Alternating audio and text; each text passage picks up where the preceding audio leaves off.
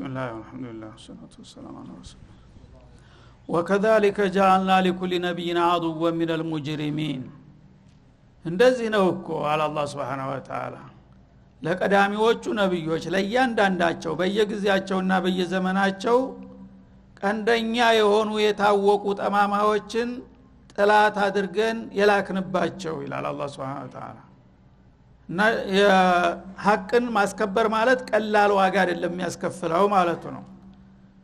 እና የወትሮ ነብያቶችም ነብይ ሆነው ተሾመው ስለመጡ ህዝብ በልልታ በደስታ በቀላሉ የተቀበላቸውና ያጀባቸው አይምሰልህ እንዲህ አይነት መሽሩዕ የመጣ ሁሉ ሸያጢን الانس والجن አይነ ህላፈር ነው የሚለው ፈተና መፈጠሩ የማይቀር ነው ሐቅ ከያዝ ለዛ ሐቅ መስዋዕት መክፈል ግዴታ ነው ማለት ነው ያንን ነገር አላደርግም ታልክ ያው እስላም ውስጥ አልገባም ማለት ነው እና ወይንም መጀመሪያውኑ አልችለው መሽሩዕ አልእስላምን ብለህ እዳር መቅረት አንድ ነገር ነው ተገባህበት በኋላ ግን የአዳ አልእስላም ብዙ ናቸው ወትሮ ጀምሮ ጠንካራዎችም ናቸው ብርቱዎችም ናቸው ባለ በለላ ኃይላቸው ይዘምቱብሃል ማለት ነው እና ጃአልና ለኩል ነብይን አዱወን ሚነል ሙጅሪሚን አኢመተ الكفر ሚላቸው በሌላ ቦታ ማለት ነው በጣም የታወቁ በስልጣኔው በትጥቁ በዘመኑ በሀብቱ በሁሉ ነገር የላቁና የናጠጡ የሆኑ ኃይሎችን በነብያቶች ላይ ምን ጊዜም ጥላት አድርጌ ያሰልፈባቸዋለሁ ያን ሁሉ ተቋቁመው ነው አላማቸውን ዳር የሚያደርሱት እንጂ እንዲሁ አልጋ ባልጋ በቀላሉ አበባ ተጉዝጉዞላቸው የሚያልፉ አይምሰልህ ይላል አላህ Subhanahu Wa Ta'ala ወከፋ ቢረቢከ ሃዲየ ወነሲራ እና በዚህ መልክ እንግዲህ እነዚህን ቀንደኛ የሆኑ የታወቁ ጥላቶች ባለ በለላ ኃይላቸው በጌታቸው እየታገዙ ከተጋፈጡ በኋላ ከዚያ በኋላ አላህ Subhanahu Wa Ta'ala ሂዳያ የሚገባውን ሰው ይመራዋል መርዳት የሚገባውንም ይረዳዋል አለበለዛ እናንተ እጃችሁን አጣምራችሁ በልበለኝ እያላችሁ ተኝታችሁ ከኔ እርዳታ እናገኛለን ብላችሁ አትጠብቁ ይላል አላህ Subhanahu Wa Ta'ala እና የእናንተ ትግል ይፈልጋል ኢነላህ ላ ይغير ما بقوم حتى يغيروا ما بانفسهم እንዳለው ለውጥ ተናፈክ ለለውጥ መስራት ይኖርብሃል ማለት ነው ሐቅ ካለበት ትንሽ ከፍ ይበል ደረጃ ያገኝ ባጢል ደግሞ በጣም አብዝቶታልና ትንሽ መቀርቀፍ አለበት የሚል ሙእሚን ካለ ያንን ነገር ለማድረግ የራሱን ድርሻ ማበርከት ይኖርበታል እንጂ በምኞት የትም አይደረስም እናንተ እነዚህ ጥላቶቻችሁ ምንም ብዙና ኃይለኛ ቢሆኑም እናንተ የምትሞቱ አንድ ሞት ነው ያንን ነገር ሐቅ ላመናችሁበት ሐቅ የፈለገው ነገር ይምጣብላችሁ ተሰለፉ ተንቀሳቀሱ ቀዳሚ ነብያቶችም እንደዚህ ያደረጉ ነውና የመጡት ማለት ነው ከዛ በኋላ አላህ የፈለገውን ይመራዋል እና መሪነት የናንተ አይደለም ሂዳያ የምሰጠው እኔ ነኝ እናንተ ግን ለሂዳያ ሰበብ ለመሆን አርአያ ምሳሌነት ማሳየት ይጠበቅባቸዋል ማለት ነው አንድ ጠንካራ ሙስሊም በሚኖር ጊዜ የሌላውን ወኒ ይቀሰቅሳል እና ሁሉም ለፍስፍስ ከሆነ ግን ተያይዞ መተኛት ነው ማለት ነው አንድ ጠንካራ ካለ ግን ያን ጠንካራው በመሪነት የግንባር ሲሆን ሌላው ደግሞ ባለው አቅም አይዞሃለን እኛ ባለን አቅም ብሎ በቃል እንኳን ደረጃ ድጋፍ በሚሰጠው ጊዜ አንዱ በአንዱ ሂዳያ ያገኛል አላህ ሰበብ ያረጋውና እነዚህ ሰዎች ሐቅ ወደዋል ሐቅ ናፍቀዋል ለአቅም ስለሌላቸው እንጂ ሐቅን ለመርዳት እየሞከሩ ነው ይልና ሂዳያ ያመጣል የዛ ጊዜ ማለት ነው ቁወተል ኢማን ይሰጣል አለበለዛ ተኛ ብለህ የምትልፈሰፈስ ከሆነ እንዴት አድርጎ ነው እናንተ ዘንዳ ሂዳያ ሊመጣ የሚመጣው ነስርስ እንዴት ብሎ ይመጣል እና ከመሪነትና ከረዳትነት አኳያ ጌታ በቂ ነው እናንተ የምትችሏትን ትንሽ ነገር አበርክቱ ከዛ በኋላ ያችን ትንሿን እንቅስቃሴ ባርካትና እኔ ለውጤት አበቃታለሁኝ ያችን መሰረት ካልጣላችሁና እንቅስቃሴ ቢያንስ ፈቃደኝነት ካላሳያችሁ እንዴት አድርጌ ልስጣችሁ ይላል አላህ Subhanahu Wa Ta'ala እና የአላህ ዕቃ ውድ ነው ባለቤት ይፈልጋል ማለት ነው እኛ መሽሩዕ ብትሰጠን እንሰራለን በአንተ ፍቃድ ለመመራት ዝግጁ ነን የሚሉ ካለ እሰጣቸዋለሁ ያን ፈተና በተወጡ ቁጥር ሂዳያውንና ነስሩን አጎናጽፋቸዋለሁ ያንን ለማድረግ የማይሞክሩት አሉ ግን እንዴት ብሎ ነው ሂዳያ ሊመጣ የሚችለው ይሄማ ቢሆን ኑሮ ተሁሉም በፊት ለነብያት ነበር እኮ መስጠት ያለበት ነብይንም ያህል ነገር አንድ ነገር ቢያጋጥመው በአንድ ጊዜ የሚከስም ነገር ነው ነብይንም ያህል ነገር አንድ ራስህ እንኳን لا تكلف الا نفسك ይላል ማለት ነው ሌላ ሰው የሚከተልህ ቢጠፋ ራስህ ነህ የምትገደደው አንተ ራስህ ወደ ተፋለማቸው ይላል አላህ Subhanahu Wa Ta'ala ሱብሃንአላህ እንግዲህ ነብይ እንደ አንድ ሰው እንደ ሁለት እንደ 10 እንደ 100 እንደ 1000 ሰው አይደለም ዓለም ሞተ ማለት ነው አንድ ነብይ ጦር ሜዳ ላይ ቢወድቅ ማለት ነው ግን እንደዛ አይነት ብርቅየና ልዩ የሆኑትን መተኪያ የሌላቸውን ወዳጆቹን ጦር ሜዳ ሄደ ተዋጋ ይላል ባመጣው ወዳ አንተም ያልተታገልክለት ማን ይታገል ይላል ማለት ነው እያንዳንዱ ነብይ መጠቁን ፈጅቶ ነው ፍዳውን አይቶ ነው ለውጤት የበቃው እንጂ ዝም ብሎ አላህ ይብቃይ ብሎ እጁን አጣምሮ ዱዓ በማድረግ ብቻ አንድ ምድር ላይ የደረሰ የለም ማለት ነው ስለዚህ ያለ ትግል ድል የለም ያለ እርሻ ምርት እንደሌለ ያለ ንግር ትርፍ እንደሌለ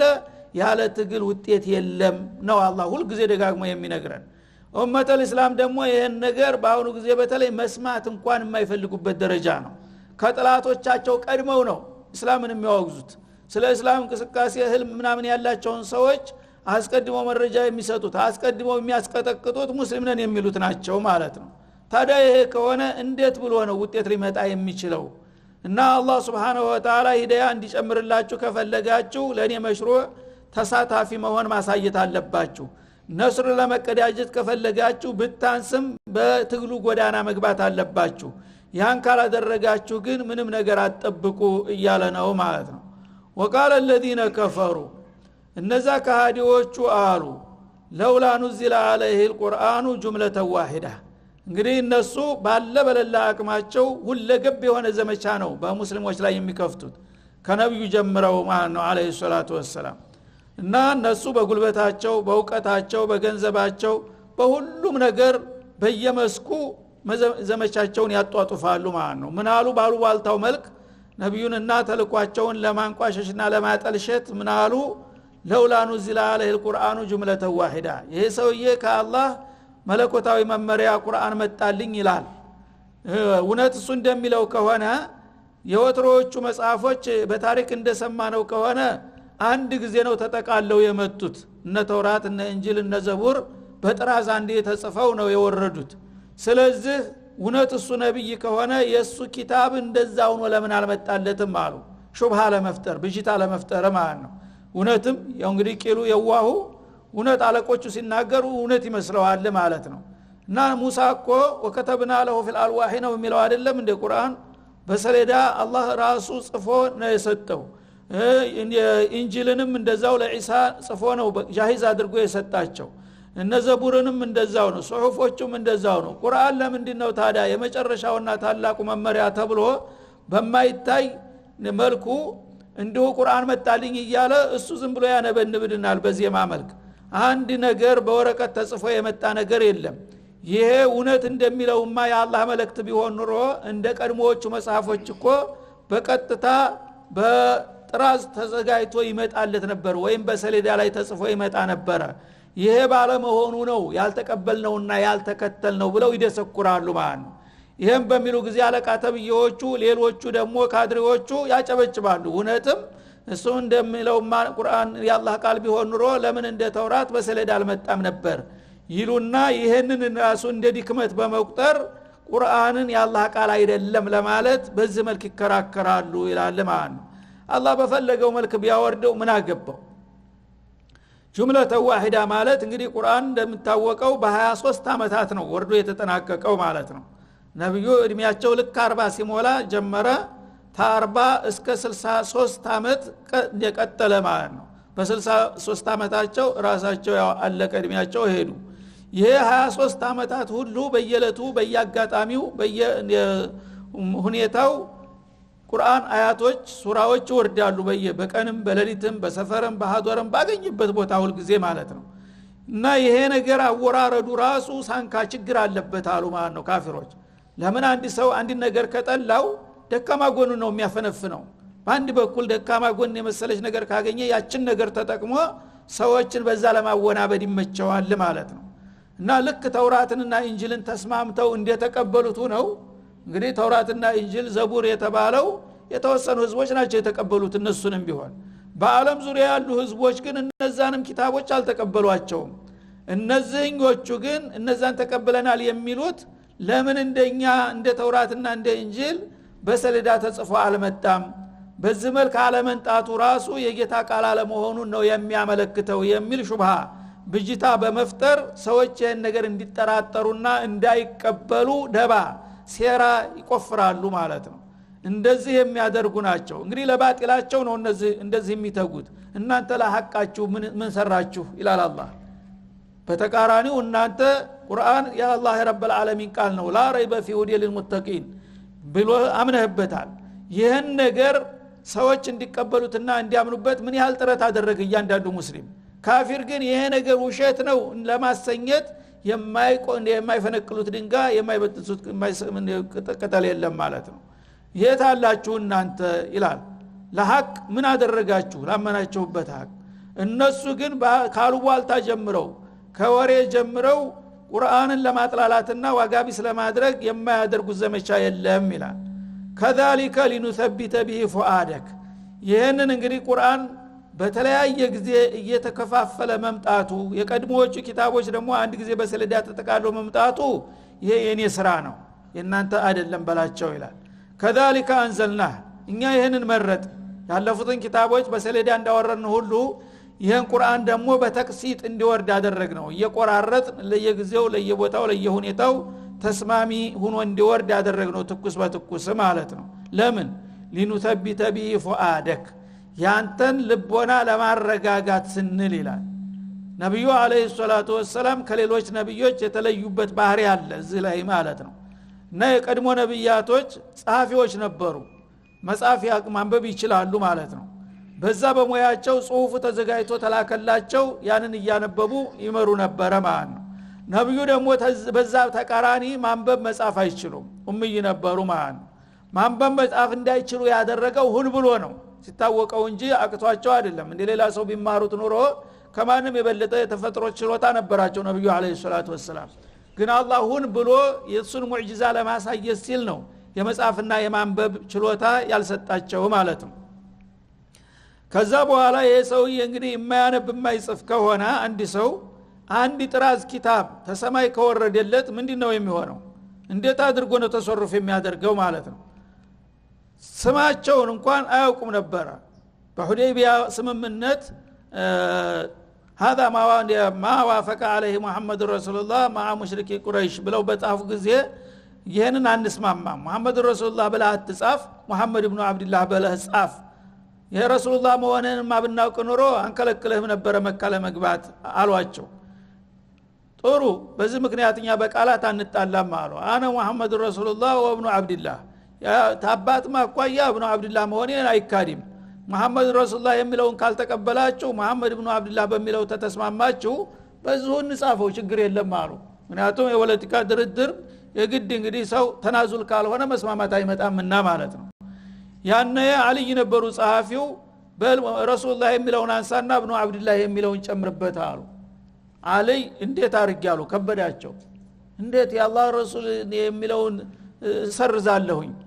ሲሉ አዘዝኩ እኮ አሉ። ከበዳቸው በጣም እና የአላህ ረሱል የሚለውን መሰረዝ ማለት እንደ ኩፍር ከበዱ። እንዴት አርጌ ደፍሬ ሰርዘዋለሁ አሉ። እንግዲህ እሳቸው ለእምቢ ለማለት ሳይሆን ሁኔታው በጣም ከበዳቸው ማለት ነው። የታለ አሳየኛሉ የታለ ብለው ቃሏን እሺ ረሱላህ የምትለው ቃል የታለ ሲሉ ይችና ሲላቸው እሳቸው ሰረዟት ራሳቸው ማለት ነው። ይሄ እንግዲህ በዚህ ደረጃ ማንም ሰው አንድ ቀን እንኳን በትጋት ፊደል አሊፍ ቢያጠና አንድ ጎበዝ ሰው በአንድ ቀን ያውቀዋል አይደለም እንዴ? ግን አላህ ሁን ብሎ ይሄን ነገር እንዲያውቁ አድርጓል ማለት ነው። ለምን ሙዕጂዛ ነው። የዓለም ሚስጥር ያዘለ ኪታብ አንድ ከማይጽፍ ከማያነብ ሰው መምጣት፣ ከዛ አልፈው ዱንያን አኺራን ዓለምን በሙሉ ዳር እስከ ዳር ያለውን ሚስጥር ሁሉ የሚያውቁ ሆነው ግን ያን ነገር የማይጽፉ የማያነቡ መሆኑ ተአምር ነው ማለት ነው። በዚህ መልክ ከዛ በፊትም አልመጣም ከዛ በኋላም አልመጣም። ያው የማያነቡ የማይጽፉ ሰዎች እስካሁን ድረስ ማህይምነታቸውን ይዘው ታቅፈው ነው የኖሩት። አንድ ሊቅ አንድ ፕሮፌሰር የለም የማይጽፍ የማይነብ ተብሎ ማለት ነው። እሳቸው ግን በዓለም ላይ ያለ ሊቆችን ደካትሮችን ፕሮፌሰሮችን ሁሉ ቁጭ ያደረገው ዕውቀት እያላቸው የመጻፍና የማንበብ ተሰጥቶ ግን የለም ማለት ነው። ታዲያ ይሄ ኪታብ እንግዲህ በዚህ ደረጃ ላይ ያሉ በጥራዝ ተጽፎ ወይም በሰሌዳ ተዘግቦ ቢመጣላቸው ምንድን ሊሆኑ ነው? አንድ ቀድያ በመጣ ቁጥር ይሄን የሚመለከተውን ነገር እስቲ ፈልጉልኝ ብለው ሰው ሊለምኑ ነው ማለት ነው። አንድ ጥያቄ ይመጣል በየቀኑ አንድ እስቲፍታ ይመጣል የተለያየ ነገር ይመጣል እዚህ ኪታብ ውስጥ ሳይኖር አይቀርም እስቲ ተዳር ፈልጉልኝ ብሎ ሰሃቦቹን እንግዲህ ጠርቶ እንደገና ፍለጋ ብርቆሳ ሊገባ ነው ለዛ መልስ ማለት ነው እንዴት አድርጎ አንድ ጥያቄ ለማስተናገድ በሙሉ ዳር ቁርአንን እንግዲህ መከታተል ሊኖርባቸው ነው ይሄ ደግሞ አስቸጋሪ ነው ማለት ነው እንግዳውሳ ገና በትንቢያ አስቀድሞ እንዳለው ቃሌን በቃልህ ላይ እና ባፈ ላይ አረግልሃለሁ ይላል ተውራት ላይ ራሱ እና አንድ ጥያቄ ሲመጣውን እንደዚህ ብሎ በሚጠይቅበት ጊዜ ተዛ በፊት ስለዚህ ጉዳይ ምንም የማያውቁ የነበረውን ሰውየው በዚህ መጥቶ ሲጠይቅ ዝቁሞ እያለ ጅብሪል በዚህ መጥቶ መልሱን ይነግራቸዋል ማለት ነው ቱማታ ማን ነው ቀጥታ ወዳውኑ ትኩሱን ጣዘጅ የሆነ መልስ ነው የሚሰጠው ተረበል ዓለሚን ማለት ነው ስለዚህ ይሄ ይሻላል ወይስ ወረቀት ያንኳኳ ከየት ቦታ ነው እዚህ ቦታ ያለው ማለት ይሻላል ይሄ እንግዲህ ለሳቸው በራስ ላይ የመተማመን ሙሉ ችሎታ ሰጣቸው ማለት ነው የፈለገው ጥያቄ ይምጣ የታየ መልስ ይሰጠኛል ወረቀት ማመስ አያስፈልግም ማለት ነው ሊኑ ተቢተ ቢሂ ፉአደክ እንግዲህ የፈለገው እንግዲህ የሰው ልጅ መድረክ ላይ ከወጣ ስንት ጥያቄ ሊመጣለት ይችላል ስንት ታዋቂዎች ይመጣሉ ከሱ የበለጡ እነዛ ነገሮች የባሰ ሰው መጥቶ ያዋርደኛል ብሎ ይፈራል ይሸማቀቃል ማለት ነው ግን ነብዩ አለይሂ ሰላቱ ወሰለም ጌታ ዶማን ስለሰጣቸው የፈለገው ጥያቄ ይምጣ ምንም ችግር የለም ማለት ነው ሰል ነው የሚሉት ያ ጥያቄ በሚመጣ ጊዜ መልሱ ወዳውኑ ይመጣል ቁጭ አረጉታል ማለት ነው የዛ ጊዜ ምንድነው ፎይታ እርካታ በራስ መተማመን እኮ የፈለገው ነገር ቢመጣ ጌታዬ መልስ ይሰጣልኛል ካለ አንድ ሰው ማንንም አይፈራም ማለት ነው ዋናው ዓላማ ይሄ ነው ነብዩና አለይሂ ሰላቱ ወሰለም በሙሉ ልቦና በዓላማቸው ላይ እንዲመሩ ለማስቻል ነው ማለት ነው ወረተልናሁ ተርቲላ እንደገና ደግሞ ይሄንን መመሪያህን በጣም ያማረና የሰመረ በሆነ መልክ መደዳ አስይዘነዋል ቅደም ተከተሉን እንዴት አድርጎ መምጣት እንዳለበት ረትበን ነው ያወረንልህ ይላቸዋል ማለት ነው ሁሉንም ለየቀድያው ለሚመጣው ጥያቄ ለሚፈጠረው ችግር ወይም ደግሞ ለሚከሰተው ሁኔታ በሙሉ ተስማሚና ተመጣጣኝ የሆነ አድርገን ነው የምናወርድልህ የፈለገው ነገር ይከሰት ይሄ ነው መፍትሄው የፈለገው ችግር ጥያቄ ይነሳ ይሄ ነው መልሱ እያል በመደዳ አስፈላጊውን ቅደም ተከተሉን ጠብቀን እንድትመራበት አድርገናል ለዚህ ሲባል ይሄኛውን አወራረድ መረጥንልህ ላንተ ለቀዳሚዎቹ ያኛውን እንደመረጥነው ሁሉ ይላል በመሆኑም ወላየቱነከ ቢመተሊን ይላል ቢአምሪን ገሪብ አው ቢሱአሊን ሷብ በጣም ፈታኝና ከባድ የሆነ ጥያቄ ጥላቶች ከሰማይም ከመሬትም ያምጡ ከፈለጉበት የፈለገው ጥያቄ ብርቅ ድንቅ የሚባል ወይም ደግሞ ማንንም ሊመልሰው አይችልም የሚባል ጥያቄ መስቀለኛ ጥያቄ ያምጣ አለ አላህ Subhanahu Wa Ta'ala መሰል ማለት አምሩን ገሪብ ማለት ነው ሰው ሰምቶት አይቶት የማያውቅ ብርቅዬ ከባድ ነገር ዱብዳ የሆነ ነገር በሚመጣ ጊዜ አዋቂዎች ይፈተናሉ ማለት ነው ገሌ ጎበዝ ነው ሲባል አንድ አደገኛ ጥያቄ በሚመጣ ጊዜ በአንድ ጊዜ ቀጥ ያደርገዋል ማለት ነው ያ መሰል ገሪብ የሆነ ነገር እንግዲህ ሰምቶት አይቶት አልሞት እንኳን አስቦት እንኳን የማያውቅ ነገር ሲመጣ ገሪብ ነገር አጋጠመ ይባላል ማለት ነው እና መሰል ማለት ሱአልን ገሪብ ተዘበ ፊት ታይቶ ተሰምቶ ታስቦ የማያውቅ ልዩ የሆነ ጥያቄ ሊያመጡልህ ከቻሉ አያመጡትም ኢላ ጅናከ ቢልሐቅ ቢልጀዋብ الحق ያ ጥያቄ በሚመጣ ጊዜ ዛሬ መሐመድ አለቀለት ይችን ጥያቄ መቼም አይመልሳትም ብለው ጥላቶቻቸው ዶልተው ተጣጣናቅረው ተዘጋጅተው ሲመጡ ወዳውኑ ካፋቸው ሳያልቅ ጥያቄው መልሱ ዱብ ይላል ማለት ነው የማያዳግመው የተረጋገጠው መልስ ደግሞ ዝም ብሎ መልስ ሳይሆን ማለት ነው ቢልሐቅ እና አላህ Subhanahu Wa Ta'ala እንግዲህ በዚህ መልክ ነው ኪታቡን ያወረደው የፈለገው ጥያቄ ይምጣ ፈታኝ የሆነ ጥያቄ ይዘውልህ አይመጡም ለዛ ጥያቄ ወዳውኑ አንደ ወሳኝ የሆነ ተጨባጭ መልስ ብንሰጥህ እንጂ ይላል ወአህሰነ ተፍሲራ እንደገና ያማረ የሆነ ማብራሪያ እንጨምርበታለን ለጥያቄው ዝም ብሎ ደረቅ መልስ ብቻ አይደለም እንደዚህ ነገር እንዴት ነው ተብሎ በሚጠየቁ ጊዜ እንደዚህ ነው ማለት ሳይሆን እንደዚህ የሆነበት ምክንያቱ እንደዚህ ነው ብለው በደንብ ማብራራትና መተንተንም ጭምር እንሰጣለን ይላል አላህ Subhanahu Wa Ta'ala ለዚህ ሲባል ነው ይሄ አይነቱ ስልት የተመረጠው ላንተ ይላቸዋል ስለዚህ ብዙ ጊዜ ጥያቄዎች ከባድ የሆኑ ጥያቄዎች ያጋጥሟቸው ነበር እነዛ ጥያቄዎች ሲመጡ ግልጽ ለመሆን መልስ ከሰጡ በኋላ ወላሂ እውነቱን ለመናገር እኔ አሁን እቺን ጥያቄ ሳጠይቀኝ በፊት አንድ ነገር ስለዚህ ትዝብሎኝ ማያቅም ነበር አሉ ግን አንተ ስትጠይቀኝ ጌታዬ በዚህ በኩል ይሄ ነው መልሱ ብሎ ነገረኝ ለዚህ እንጂ እኔ በፈጥሮዬ በሰብእና ደረጃ ቢሆን ኑሮ አልቆልኝ ነበር ብለው ራሳቸው ይናገሩ ነበር ማለት ነው ይሄ ነው እንግዲህ የአላህ Subhanahu Wa Ta'ala መመሪያ ይሄንን እንግዲህ ያደረጉ ይፈታተኗቸው ነበር በየጊዜው ያ ኢብኑ ዚበዕራ የተባለው ሙልሂድ እንዳደረገው ማለት ነው እና ኢብኑ ዚበዕራ የተባለው ሰውዬ እነኩም ወማ ተዕቡዱነ ሚን ዱኒላሂ ሐሰቡ ጀሃነም የሚለው አያት በወረደበት ጊዜ አልየውም ኸሰምቱ ሙሐመድን አለ በጣም ተናጋሪ ጠበቃ ነገር አዋቂ ሰውዬ ነበር ዛሬ መሐመድ ጎልገባ አለቀለት አለ ይሄ ማንኛውም ሰው ማዕቡድ የሆነ ታላህ ሌላ አምልኮ የተሰጠው ሁሉ የጀሃነም ማገዶ ነው የሚል አያት ወረደ ይሄ ከሆነ በቃ ሰራለታለሁ ዛሬ ኑቶሎ ጉድስ ሰራው ተመልከቱ ብሎ መኮችን አስተባብሮ መጣል ይከራከራቸው ማለት ነው እና ጠየቃቸው ይሄ አንድ ሰው ማንኛውም ማዕቡድ ከሆነ የጀሃነም ማገዶ ነው ብለሃል ይሄ የጌታ ቃል ነው አላቸው አዎን በሚላቸው ጊዜ አልየውም ኸሰምቱ ካላ በቃ ዛሬ እጅ መስጠት አለብህ እንግዲህ ተቸነፍ ካላቸው እርግጠኛ ሆኖ ማለት ነው እንዴት ሲሉት እና በዛ አባባልህ እኮ እነ ዒሳ ኢብኑ መርየም في جهنم ወጅብሪል አልአሚን ወሚካኤል في جهنم ማለት እኮ ነው እና ዑዘይር في جهنم ናቸው ማለት እኮ ነው ምክንያቱም እነዚህ ሁሉ መላእክት አልበሸር ተገዝቷቸዋል እነዚህ ሁሉ የጌታ ያመለከ አላህ ውጭ የተመለከ ሁሉ የጀሃነም ነው ከተባለ ይሄው እነዚህ ሁሉ አብረው ገቡ ማለት ነው ታዲያ በአንድ በኩል ነብይ ነው ሩህላህ ነው ይልክ ተወድሰዋለህ በሌላ በኩል ደግሞ የጀሃነም ማገዶ ነው ትለዋለህ አዩ ተናቁዲን هذا አለ ሱብሃንአላህ ይሄን በሚሉ ጊዜ ወዳውኑ አላህ Subhanahu Wa Ta'ala ያው መልሱን ሰጣቸው ማለት ነው ኡላኢከ አንሃ ሙባዱን እነዚህ እንተ የምትጠቅሳቸው ሰዎች ከጀሃነም የራቁ ናቸው ላ يسمعون حاسسها የሚለው አያት መጣ ማለት ነው ያን የመጣበት ምንድነው እሱ አልገባውም አንደኛ ሉጋዊየን አልገባህም ማለት ነብዩ አለይሂ ሰላም አንተ አረቢ አይደለህም እንዳሉት በቀላሉ አረቢ ነኝ ታዲያ እንዴት ማአጃለ ከቢሉጋቲ ቀውሚካ የናትህ ቋንቋ እንኳን ማታቀኔ እንዴት ትከራከረኛለህ አሉት እንዴት አለ እነኩም ወማ ተዕቡዱና አይደለም እንዴ የተባለው ወመን ተዕቡዱና አለ መንና ማን እንኳን አለየህም እኮ አሉት ማ ማለት ለማያቂልም አም ነው ለማንኛውም ነገር ወማ ተዕቡዱን የሚለው አም ነው አንተ እንደምትለው ግን ማይንያው ቢሆን ኑሮ እነኩም ወመን ተዕቡዱና ነበር የሚሆነው እነዚህ ዑቀላዎች ናቸው እነ ዒሳ እነ ጅብሪል እነ ሚካኤል ማን ብለህ እንዴት በዚህ ተወስዳቸዋለህ ሲሉት ወካለ ወዳውኑ ማለት ነው ከዛ በኋላ ደግሞ ማዕቡድ ባጢል የጀሃነም ነው የሚባለው ያን ነገር እሱ ተወደደን ነው ከፈለገ ተገዙይ ብሎ በጃዙርም ሆነ በቀጥታ እንዲገዙት ሰዎችን አስተባብሮና ጥረት አድርጎ ከሆነ ነው አለበለዚያ ላ ተዝሩ ዋዝረቱ ወዝረ اخرى ዒሳ እንደማንኛውም ነብይ ተውሂድ ሊያስተምር ነው የመጣው ሙልሂዶች ግን እነሆ ኢብኑላህ አሉ እና ምን አገናኘው ሽርኩን የፈበረኩት እነሱ ናቸው እሱ ግን ተውሂድ ነው ያስተማራቸው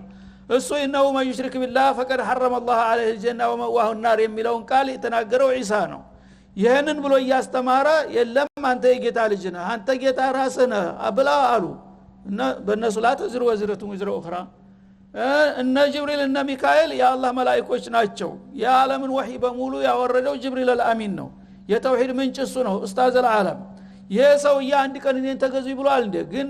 ጅብሪል እያለ በየተራራው በየኮረብታው ቤተክርስቲያን እየገነባ ቢሳለመው እሱ እንዲህ አድርጉልኛል እንደ አላደረገም ሰዎቹ ግን ተነስተው አደረጉ እነሱ ተጠያቂ ናቸው ስለዚህ አንተ መጀመሪያውኑ ቋንቋ እንኳን የማታቅ መንና ማንን ሳትለይ እኔ ልትከራከር ተመጣለህ በማለት አሳፍረው መለሱት ማለት ነው እና ወአህሰነ ተፍሲራ ያማረ የሆነ ማብራሪያን ጨምር የሰጠዋለሁኝ ማንኛውም የፈለገው ፈታኝ የሆነ ጥያቄ እንታ ገሪብ የሆነ ነገር አስጨናቂ ነገር ቢከሰትም ነብዩ አለይሂ ሰላቱ ወሰለም መልስ እንደማያጡ አላህ ዶማን ሰጣቸው ማለት ነው ኢላ መኸሰሁላህ አላህ የለየው ሁኔታ ብቻ ሲቀር ስለምሳሌ ስለ ሰዓት ይጠየቁ ነበር ቂያማ ቀን መቼ ነው የሚደርሰው ይህች የኔ ምስጥር ናት ብሏል አላህ አካዱ እኽፊሃ እንኳን ከሌላ ቀርቶ ከራሴ እንኳን የሚደበቅ የለም እንጂ ከራሴ ልደብቃት ፈልጋለሁ እኔ ይቃጣኛል ብሎ ነበር ያ ብቻ ሙስተትና የሆነው ነገር ሲቀር ማን አخبرني عن الساعه ሲላቸው ጅብሪል መጥቶ መልመስኡሉ عنها من السائل አሉ ማለት ነው ለምን ይሄ መህዙር ነው መጀመሪያውንም የዝግ ነው በአላህ ዘንዳ ማለት ነው አላህ ይሄንን ለፍጡሮች ሊያሳውቀው ስላልፈለገ ቢፈልግ ኑሮ ያሳውቀው ነበር ማለት ነው ከዛ ውጭ ያለው ነገር ግን የፈለገው ጥያቄ ቢመጣ ለዛ ጥያቄ መልስ እንሰጣለን ተጨባጭ የሆነ መልስ ብቻ ሳይሆን እስከ መጨረሻ አጥጋቢ የሆነ ማብራሪያ እንድትሰጣቸው እናስችላለን ይላል ማለት ነው هذا صلى الله عليه وسلم على النبي وعلى اله